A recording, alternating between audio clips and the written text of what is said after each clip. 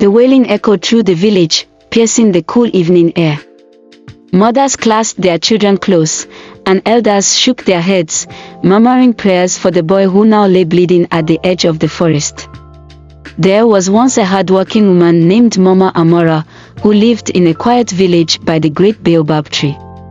She had one son, Tobi, the joy of her life. Tobi was clever and quick with his hands, but he was also stubborn, and his ears were often deaf to his mother's words. Tobi, never go to the forest alone, Mama Amora would warn. It is not a place for children. The spirits there guard their treasures fiercely, and the forest does not forgive the reckless. But Tobi, filled with the impatience of youth, would roll his eyes. Mama, you worry too much.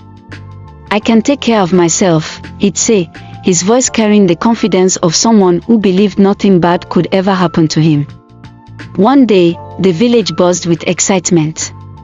The elders announced that the yam festival was near, and the most beautiful yams would be offered to the gods in thanks for a bountiful harvest. Tobi, eager to impress the elders and perhaps win a prize, decided he would find the biggest yam in the forest. Mama, I'm going to gather yams, Tobi announced as he grabbed his basket. Mama Amora's heart tightened. Stay close to the village, Tobi. Don't go near the forest.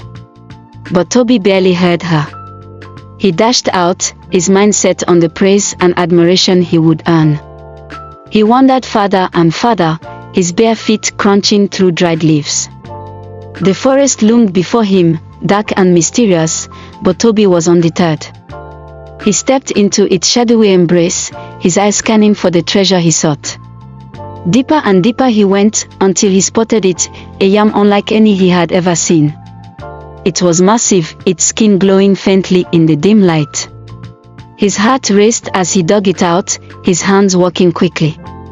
As he held the yam triumphantly, a strange rustling filled the air. The forest seemed to awaken, and Tobi felt the weight of unseen eyes on him.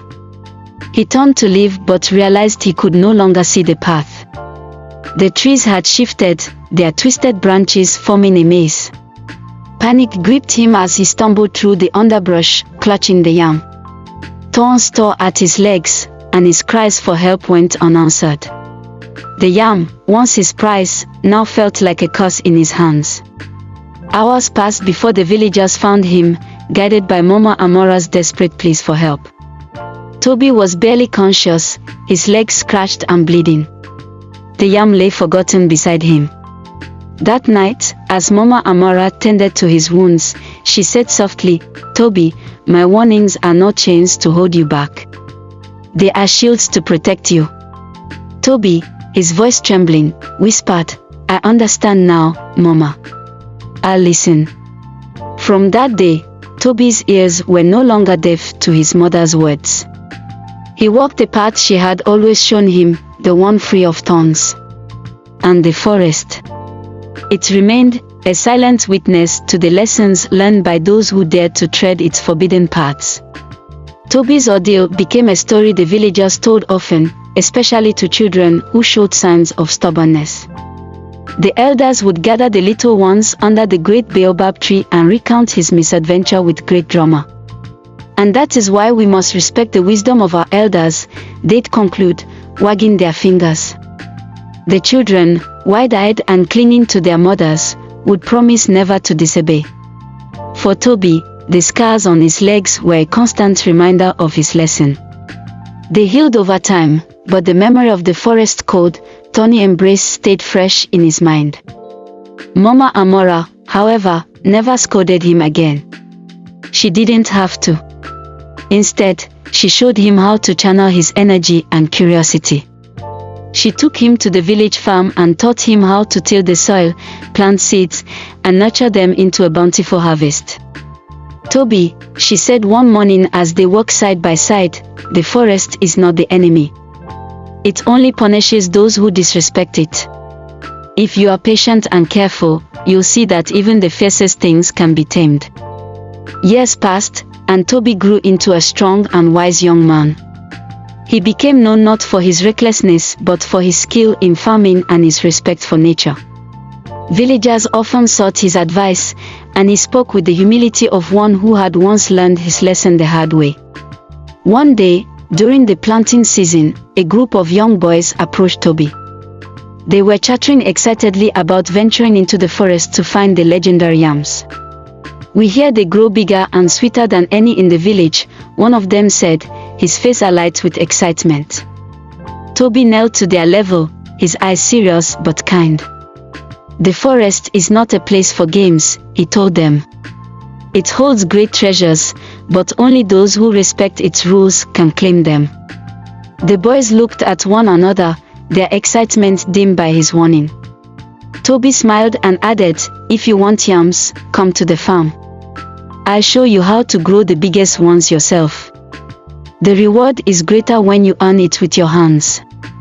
The boys nodded, and from that day, Tobi became their mentor, teaching them not just about farming but also about life and respect for the world around them.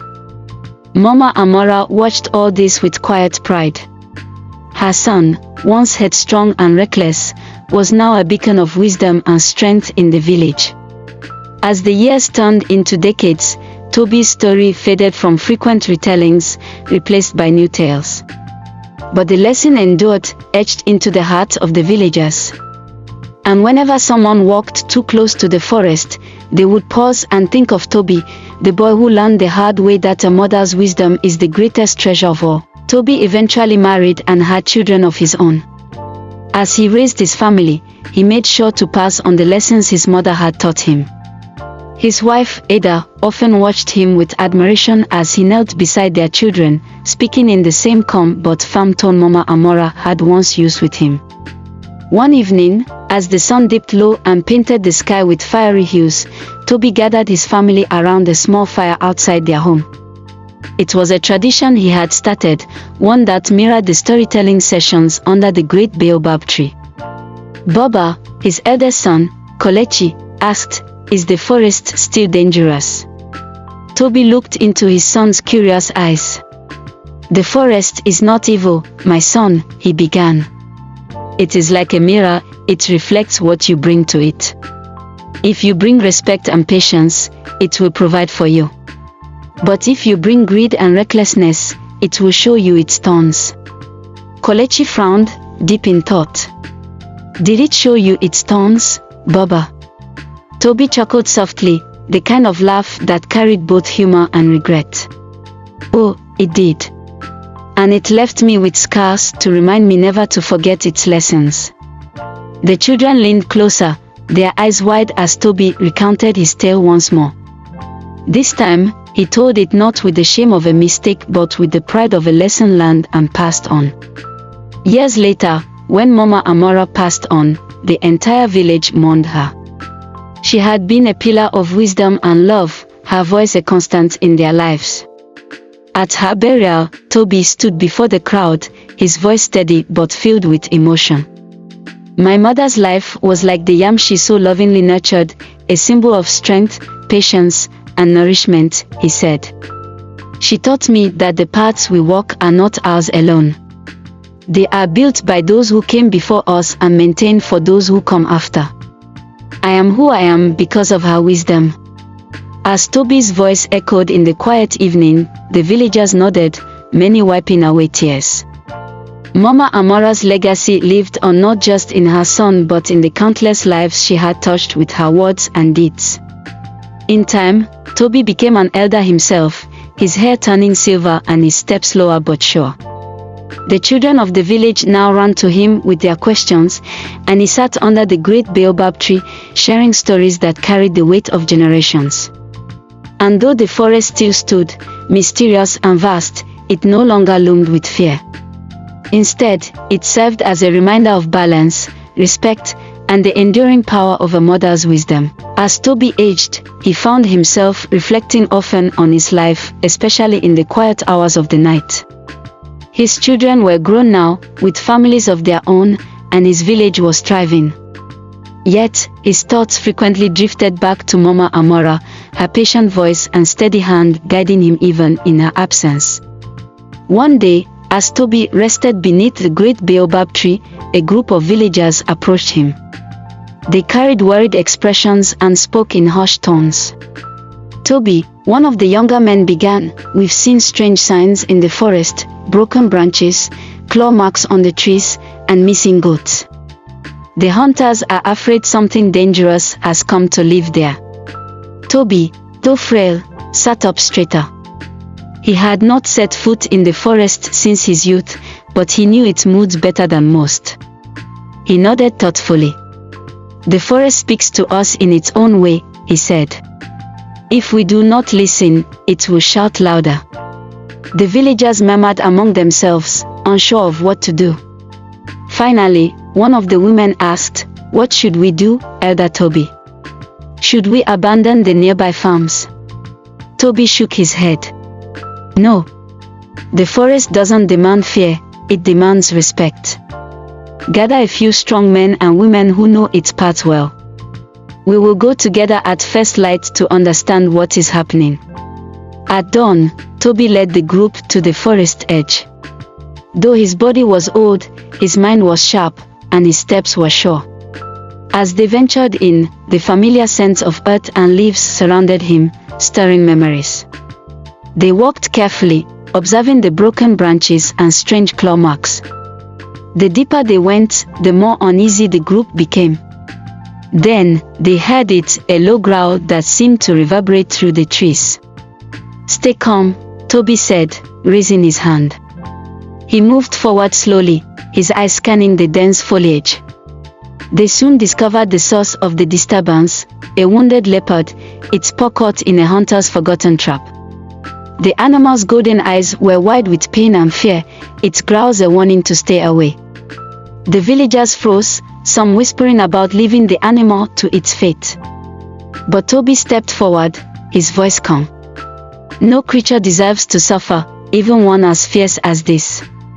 If we leave it, its cries will only draw predators closer to the village." With careful instructions, Tobi guided the villagers in freeing the leopard. They used long branches to keep a safe distance, and when the trap was released, the animal limped away, disappearing into the shadows without so much as a glance back. The villagers let out a collective sigh of relief, but Tobi's face remained thoughtful. "The forest is forgiving, but we must not take it for granted. Let this be a lesson to all of us. We must care for the land as much as it cares for us." When the group returned to the village, they were met with cheers and relief. The story of Tobi's bravery spread quickly, solidifying his place as one of the village's greatest elders. As the years continued to pass, Tobi spent more time under the baobab tree, sharing not just stories of his past but also lessons on balance and respect. He taught the younger generation to see the forest not as a place of danger, but as a teacher and provider. Even in his final days, Tobi's mind was sharp, and his heart was full of gratitude. On a quiet evening, surrounded by his children, grandchildren, and the entire village, he took his last breath beneath the baobab tree. The villagers buried him beside Mama Amora, under the very tree where so many of his stories had been told. The tree itself seemed to honor him, its leaves rustling softly in the breeze, as if whispering farewell. From that day on, Tobi's story became a part of the village's soul. His life, marked by mistakes, lessons, and wisdom, reminded everyone that even the thorniest paths could lead to understanding and growth. And the forest. It continued to stand as it always had, silent, watchful, and full of secrets, waiting for the next generation to learn its lessons. Years turned into decades, and Tobi's village continued to thrive. The stories of Mama Amora, Tobi, and the forest were passed down like heirlooms, shaping the values of the people. Children grew up hearing about the boy who had defied his mother and nearly paid the ultimate price, and the elder who had made peace with the forest. One day, a distant traveler came to the village, his skin sun-darkened and his voice carrying tales from faraway lands. He was fascinated by the stories of Tobi and the baobab tree, which the villagers now call the Tree of Wisdom. "Is it true," the traveler asked one of Tobi's grandsons, "that your grandfather tamed the forest?" The young man laughed. "No one can tame the forest, he said. But my grandfather learned to live with it and taught us to do the same. Intrigued, the traveler asked if he could visit the baobab tree. Guided by Tobi's descendants, he stood beneath its sprawling branches and marveled at the carvings left by generations of villagers, simple symbols of gratitude, unity, and respect for nature. Your people honor the past well, the traveler said. But what about the future? Do your children still fear the forest? Tobi's grandson smiled. We no longer fear it. Instead, we teach our children to listen to it, as our elders taught us. My grandfather believed that understanding is the greatest form of respect. The traveler nodded and stayed for a time, learning from the villagers. Before he left, he planted a seed near the baobab tree, saying, "This is a gift, a reminder that even as the world changes, roots must remain strong." Generations passed, and the village grew into a bustling town. Though modern influences began to creep in, schools, roads, and markets, the people still gathered under the baobab tree to share stories. The forest remained untouched, its edges respected as sacred ground. One rainy season, a young girl named Ifeoma, a great-great-granddaughter of Tobi, ventured to the forest edge. She was curious, like her ancestor, but wiser from hearing his tales. She sat just beyond the first row of trees, sketching the plants and animals she saw, her notebook filled with observations. One day, she noticed something unusual, a patch of withered plants, their leaves yellow and curling. She shared her findings with her father, who led the village council. Concerned, they invited agricultural experts from the nearby city to investigate. The experts discovered that an underground water source feeding the forest had been disrupted by construction far away. The village, once again guided by the wisdom passed down from Tobi, decided to act. Led by Ifeoma, the villagers worked tirelessly to restore the water's flow, digging channels and planting trees to support the forest's recovery.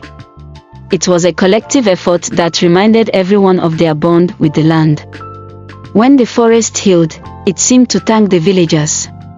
Animals returned, the yams grew larger, and the baobab tree bore fruit for the first time in years. The people celebrated with a festival, and Ifeoma was honored for her leadership. Under the baobab tree that night, an elder recited the story of Tobi once again, adding Ifeoma's name to the tale. Tobi taught us to respect the forest, the elder said.